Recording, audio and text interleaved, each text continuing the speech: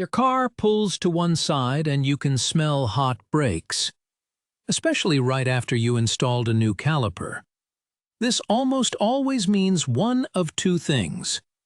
Either the new caliper is physically stuck and cannot move, or trapped brake fluid is forcing it to stay clamped on the rotor. When the brake pads do not fully retract, they constantly grind against the rotor, creating intense friction and heat even when you are not braking. That is what causes the pulling, the smell, and the poor fuel economy you might be feeling. The fastest way to be sure which side is the problem is with a non-contact infrared thermometer. After a short drive, carefully point it at the surface of each front brake rotor. You are not looking for a specific number, but a significant difference between the two sides. A dragging brake will make one rotor hotter by more than 50 to 75 degrees Fahrenheit. That temperature gap is your proof, and it tells you exactly where to focus your attention. Once the brakes have cooled down completely, start with the most common mechanical issue: the caliper slide pins. Your caliper must float freely on these two pins to release the pads.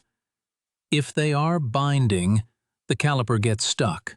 Pull the caliper off its bracket and check them.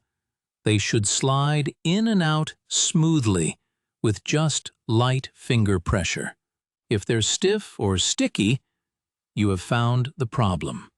Clean all the old grease and any rust out of the bracket holes and off the pins. Then, apply a thin layer of high-temperature silicone brake lubricant. Do not use anti-seize or a general-purpose petroleum grease, as it can swell the rubber bushings and make the problem worse. This simple service often solves the drag. If the slide pins move perfectly, the problem is likely hydraulic. To check for trapped fluid pressure, safely jack up the car so the problem wheel spins freely. After a drive where it was dragging, these parts will be extremely hot, so be careful. Try turning the wheel. If it's hard to move, the brake is dragging. Now, have a friend pump the brake pedal a few times, then release it. If the wheel is still stuck, it is time for the key test. Carefully crack open the bleeder screw on that caliper about a quarter turn. If you get a sharp squirt of brake fluid and the wheel suddenly spins free, you have your answer. This confirms the new caliper is working. The pressure is getting trapped upstream. That trapped pressure nearly always points to one specific part: an old, flexible brake hose. Over many years, the inner rubber lining of the hose can break down and peel away. This creates a tiny, internal flap that acts like a one-way valve. High-pressure fluid can rush to the caliper when you hit the brakes, but that flap blocks the fluid from flowing back to the master cylinder when you release the pedal.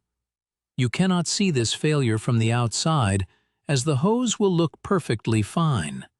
Replacing the flexible rubber brake hose on that side is the standard fix for this condition.